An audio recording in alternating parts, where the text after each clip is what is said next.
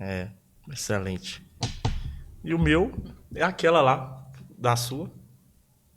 Só que sem barulho, né? Aliás, sem barulho. Barulhinho. Não tão alto. Mais Mais calmo, né? Mais tranquilo e tal. tranquilo. Sem. Você coloca uma musiquinha lá e tal. É bom Costumo colocar de vez em quando, é Excelente. bom. Variar Top. os ritmos também, né? Porque cada música ela gera uma sensação. Uma coisa é você, por exemplo, você transar ouvindo uma música romântica, outra coisa é você transar ouvindo um funk, entendeu? A relação ela é diferente, porque você está ali com estímulos diferentes. Você vai meio que Entende? no ritmo da batida ali da música, né? Um rock, por exemplo, né? Rock é bom. Então, assim. Rock top. É? Ó, Vou anotar você já- aqui. Uma dica. tô falando que é pra mim, Uma porque eu dica sou roqueira, interessante. tá? Você gosta de rock? Eu Interessante. nunca escutei, não gosto de rock. Ouvindo música para massagem tântrica. Entendeu? Você transar ouvindo música para massagem tântrica. Se colocar isso no YouTube. Coloca lá no YouTube, lá, música para massagem tântrica. Pô, fica um clima erotizado demais, sabe? Assim, sensual e erotizado ao mesmo tempo. Com certeza. E aí, agora dá uma dica aí pra galera pra não estourar o champanhe rato e tal. Tem alguma Para não técnica? estourar, para não soltar a corrente da bicicleta, então primeiro é o seguinte, tem que entender de fisiologia da ejaculação. Quanto mais rápido o movimento da ejaculação, é um processo, aliás, do sexo, quanto mais rápido o homem acelerar, né, a penetração, mais rápido ele vai ejacular. Esse é um processo fisiológico, entendeu? Então ele tem que aprender o quê? Né? Uma hora ele vai um pouquinho mais rápido, aí depois ele desacelera, um pouquinho mais rápido. Essa ideia de filme pornô, corrente da bicicleta vai estourar, vai soltar rápido. Então qual que é a dica? Você tem que variar o movimento. Que aí o que você está fazendo fisiologicamente? Você está dizendo para o seu corpo, olha, não é hora ainda, né, de eu gozar. Então esse é o primeiro ponto. E segundo, né? Tem que estar muito relaxado, não pode estar preocupado. Quanto mais você pensar, né? Quanto mais um homem pensar, não posso gozar, não posso gozar, não posso gozar, aí que ele vai gozar. Entendeu? Tem que esquecer essa ideia.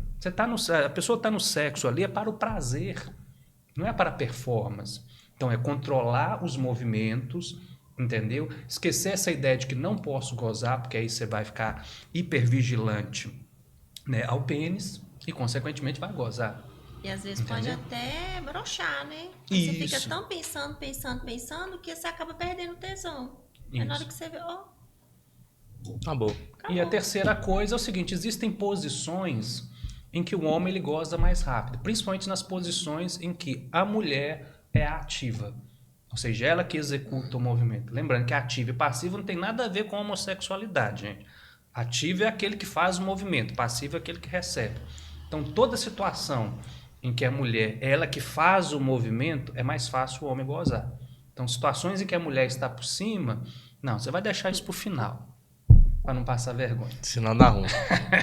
Pô, excelente. Que podcast bom. E outra coisa, pessoal, o que vocês acham da gente fazer uma foto e sortear lá no Instagram? O que vocês Isso, acham? pode ser também. Vocês É acham? o Carlos que sabe. Não, é o seu critério. Excelente. Ótimo. Ó, podcast muito... O que vocês acham do Job? Eu te perguntei isso aí Do quê? do Job. O que tem as meninas do job? O que eu acho? O que vocês acham? Vem um comentário aqui sobre isso. Mas como eu acho... Seja um pouco mais explícito. O que você acha... Ficar com as meninas? Não, da profissão do Job, na verdade. A profissão como qualquer outra. Tranquilo? Tranquilo. De boa? De boa. E você? É necessária, inclusive, para a manutenção de uma coisa chamada monogamia, você sabia? A monogamia só se sustenta mediante um sistema em que há prostituição. Mas você acha correta a monogamia? Hã? Você acha boa a monogamia ou A não? monogamia é uma imposição social, né? A gente acaba, né, de alguma forma, aprendendo e incorporando ela na nossa estrutura psicológica. Mas o que eu estou querendo dizer para você é que, se você pensar bem, a monogamia, que é o fato de um homem com uma mulher, só se sustenta quando você tem um sistema que permite, né, que de alguma forma alguém pule a cerca de vez em quando. Entendeu? Porque não são todas as pessoas, e aí isso é fato, só a gente pegar a quantidade de relações extraconjugais que existem, né, estatisticamente, não são todas as pessoas que dão conta de viver monogamia, mas é uma imposição. e a gente fica, né, aí, né, fingindo que todo mundo é fiel. Né? Quando na verdade a gente sabe que mais de 80% né, das mulheres traem, 90 e tanto por cento dos homens traem. Então monogamia é uma imposição, é uma fachada social. Para ela existir da forma como ela existe, tem que ter um jeito do homem de alguma forma, né, dar suas escapadas, e tem como também a mulher ter de vez em quando dar suas escapadas, né?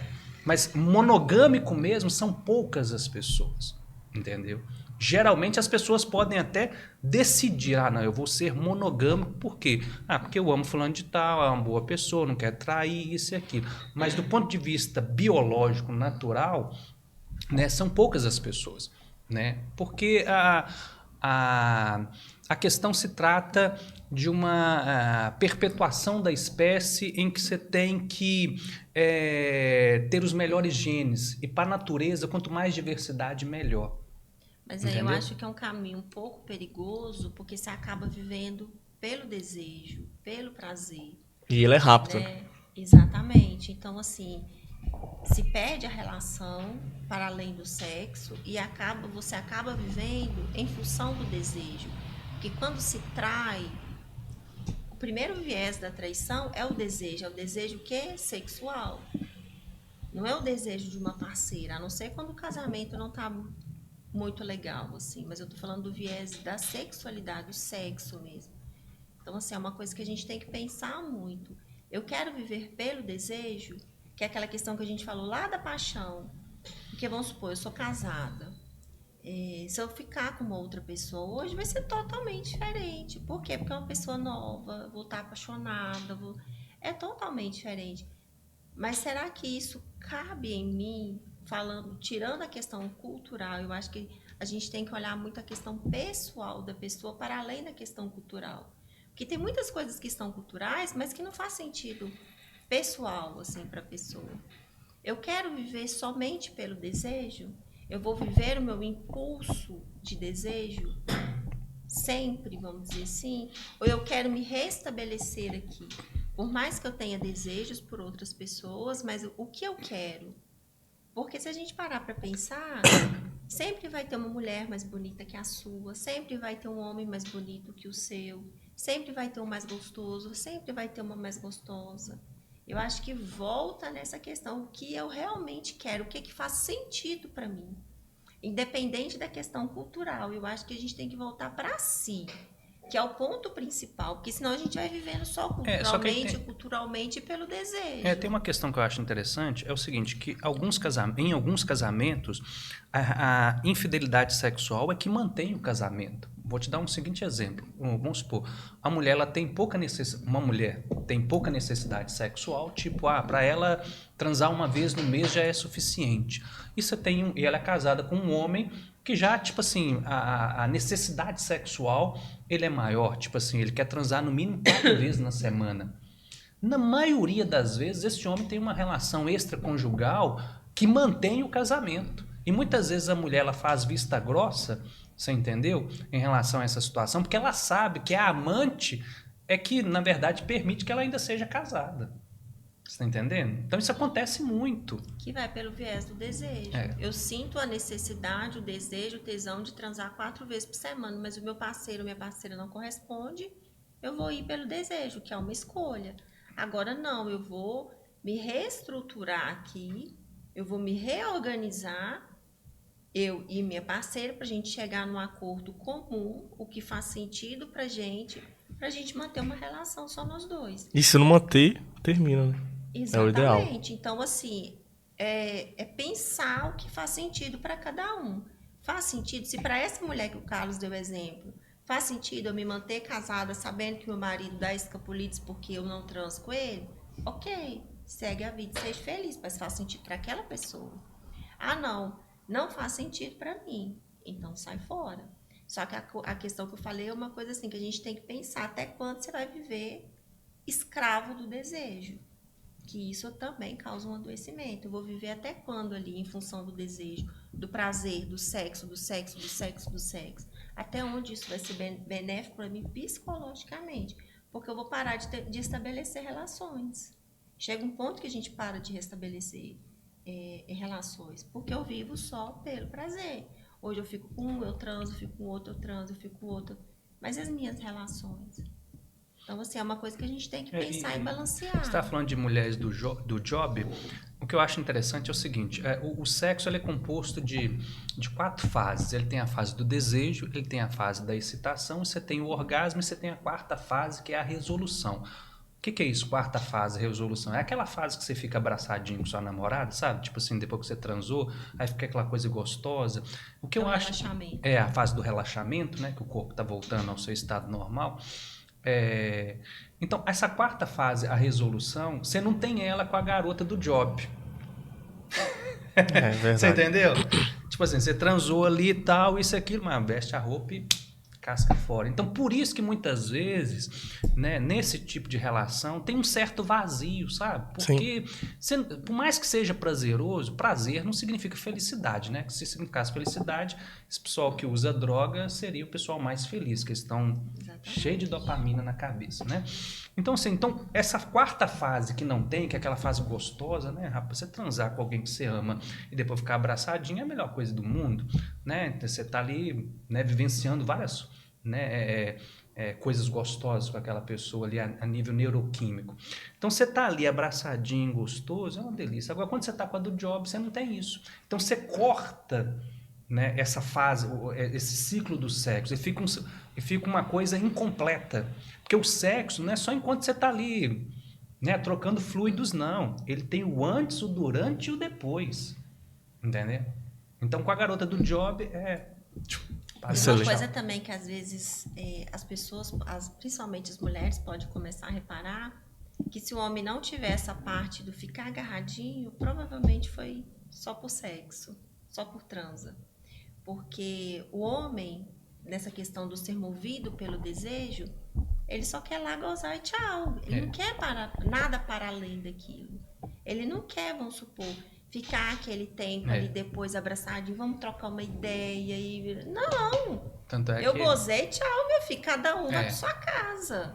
Né? Então, assim, mulherada, fica esperto. Tanto é que a maior tortura para o homem que está na vida de solteiro, no sexo casual, é depois que ele termina de transar com a mulher e a mulher vem querer ficar, né, deitada no peito dele. Vários homens, se você for olhar, eles reclamam disso, falam assim, não, é uma tortura. E às vezes você tem que fazer um teatro. Tem que fazer um teatro. Que aí entra, a mulher faz um teatro, fala de sexo, o homem faz depois aí. Tá vendo o problema? E aí que tá o problema. O cara, tipo assim, fica atormentado, porque, tipo assim, já tá doido pra mandar a mulher embora do apartamento dele, da casa dele, mas a mulher tá ali abraçadinho com ele e tal, e ele tem que ficar ali fingindo que, né, passa a mão no cabelo dela, dá uns 3 beijinhos. Mas doida, Paola! E antes da gente finalizar, eu vou perguntar, cara, sexo, vocês acreditam na energia? Por exemplo, pô, você transou com uma mulher ali ou com um homem que, sei lá, depois seu dia ficou horrível, no outro dia você acordou mal, não conseguiu fazer nada, fez coisas deu errado, que não sei o que. Vocês acreditam nessa hipótese? Que eu já vi pessoas falando sobre isso. E vocês? Qual a sua opinião de vocês quanto a isso? Porque, querendo ou não, o sexo, você se despir para o outro. O que é despir? Não falo só despir de questão de roupa, mas eu falo, eu vou me abrir para o outro.